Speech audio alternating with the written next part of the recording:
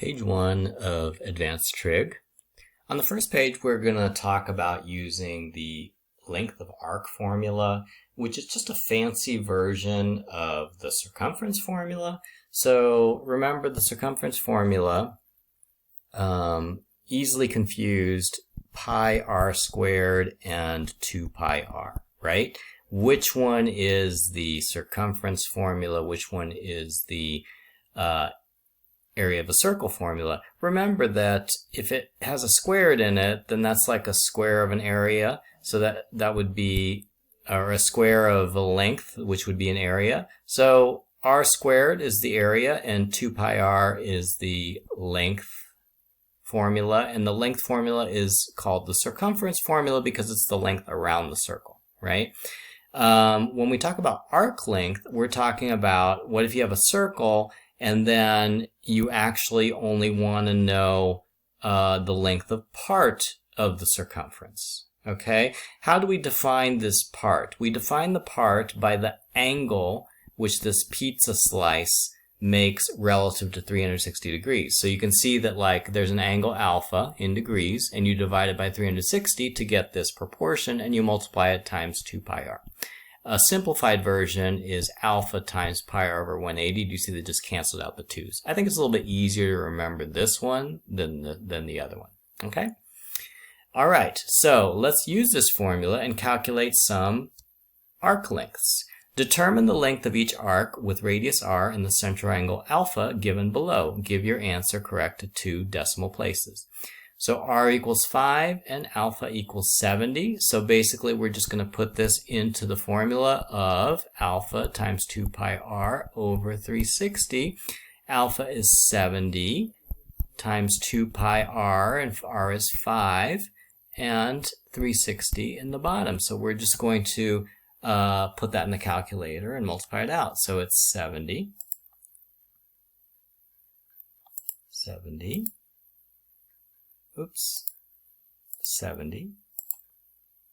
times 2 pi.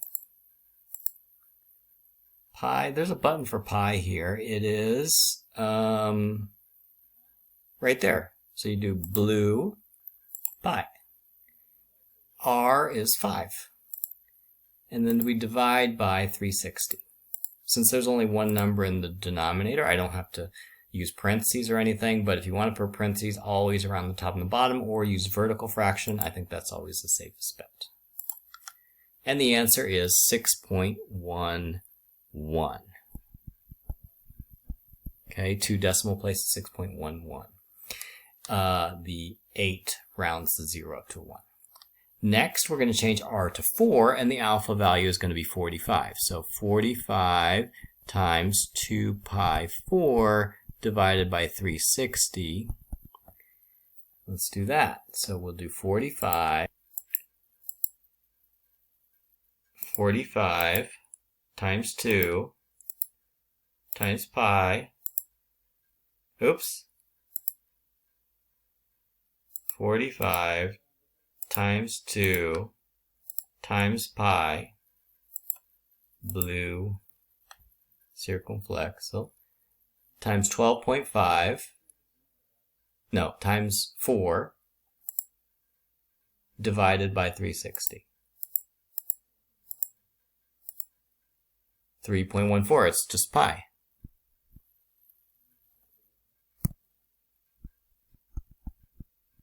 Okay? All right, number 2, a clock is circular in shape with diameter 25 centimeters. Find the length of the arc between the markings 12 and 5, rounded to the nearest tenth of a centimeter. So a clock has these numbers around it, right?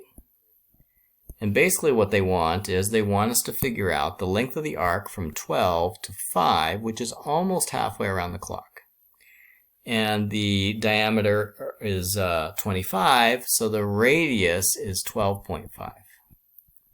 So the question is, what is this angle here? And we can figure out this angle because we know that each one of these markings is 1/12 of the way around the circle. So we could figure out the angle between two of the markings by doing 1/12 times 360 degrees, which is 30 degrees. So each marking is 30 degrees apart from each other. So if we have 5 intervals from 12 to 5, then that would be 150 degrees here. So the arc length we can calculate by doing 150 degrees times 2 pi times 12.5 divided by 360. Let's do that. So we'll do 150 times 2 times pi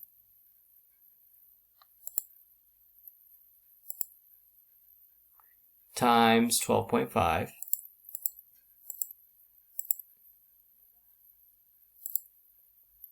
360.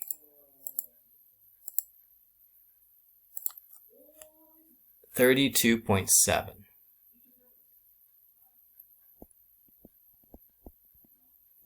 Okay, 32.7 centimeters. All right. Next one. The London Eye is a giant Ferris wheel in London.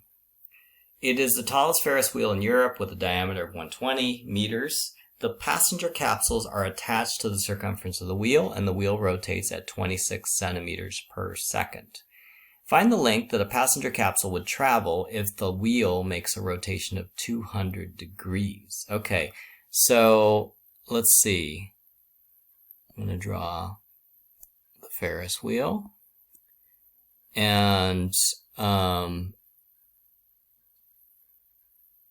it's going to go 200 degrees, which is slightly further than halfway around. And we want to figure out the arc length here. Okay, and we know that the radius is 60 because the diameter is 120. Okay, this is 200 degrees. So let's figure out the distance it goes. So it would be 200 degrees times 2 pi 60 divided by 360. So that would be 200 times 2 times pi 60 divided by 360. 209.4 is the distance it travels in 200 degrees. The time in minutes that it would take for the passenger capsule to make a rotation of 200 degrees. So we know it travels 209.4 meters, and we know that it goes 26 centimeters per second. So how long would it take to go 200 degrees? So what we need to do is we need to convert the 209.4 meters into centimeters first. So 209.4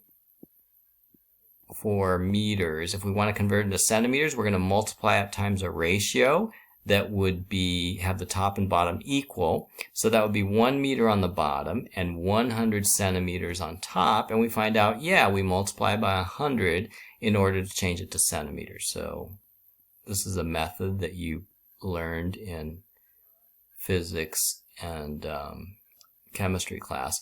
20,940 centimeters, okay? And we know that the wheel goes 26 centimeters per second. So now we can multiply our 20,490 centimeters times 26 centimeters per second. And we turn it upside down so the centimeters will cancel each other out. And that would give you 20,940, 20,940 divided by 26. 805 seconds. Okay? Another way you could do that is you could use the formula velocity equals distance divided by time. right? You could put the velocity as 26 centimeters per second. You could put the distance as 20,940, and you could solve for time. Okay? All right, so that is number 3.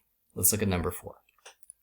A door with width 4.2 meters has an arc as shown in the diagram. Find the radius of the arc to the nearest centimeter and the length of the arc to the nearest centimeter. So the radius of the arc we can find because if the width of the door is 4.2, then the width here is also 4.2.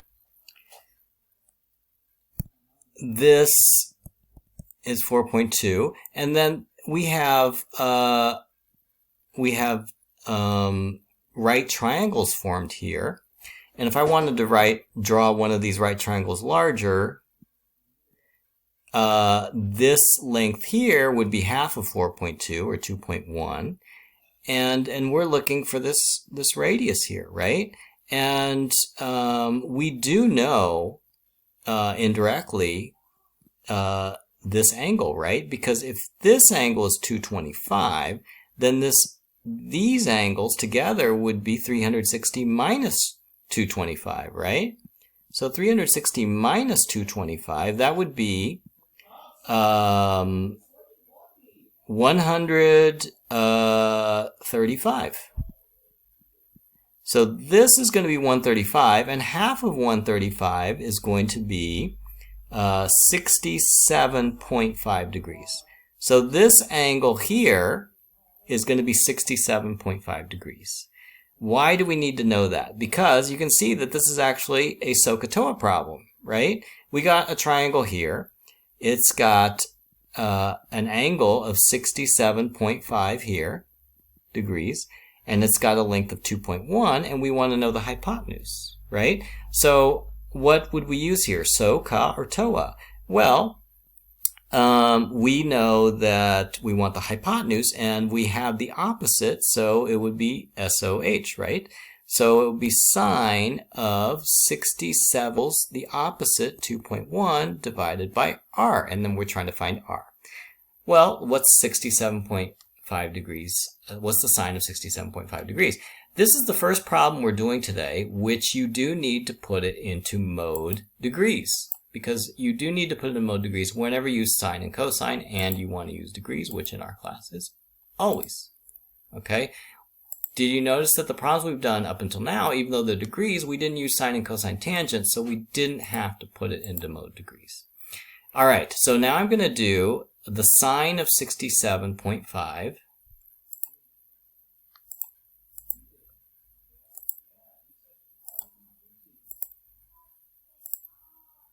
Okay, and that's 0.9238. So I'm going to put 0.92388 because I just put some extra digits there because I want to get a perfectly good 3 significant figure answer. And then if I want to find the value for r, I can flip the top and the bottom on both sides, so that would give me, or you could do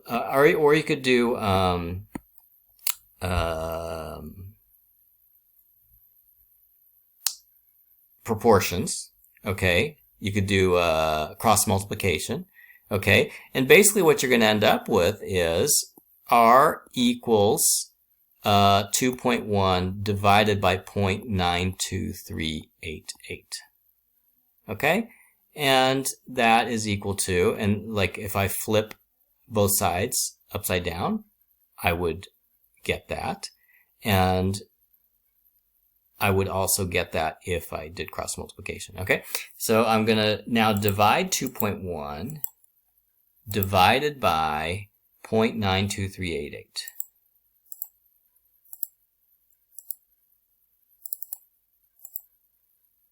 And the answer is 2.27. Okay, I'm just going to put 3 significant figures for my last answer. Another way you could do that algebra is you could do math solver, and for the left side I'm going to put 0.92388,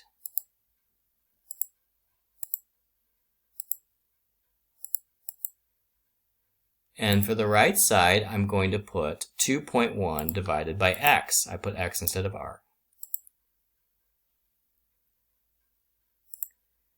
And then I press OK.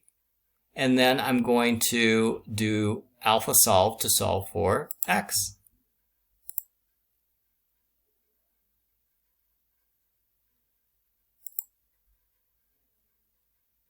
It's thinking.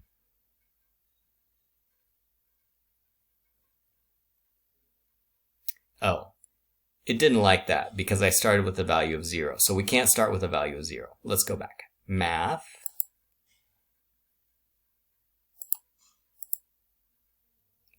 Math. Solver. Okay. And then instead of starting with the value of 0, I'm going to start with the value of 1. And then I do alpha solve. 2.27. Okay? So that's a way of doing the algebra without doing algebra. That's the end of this page.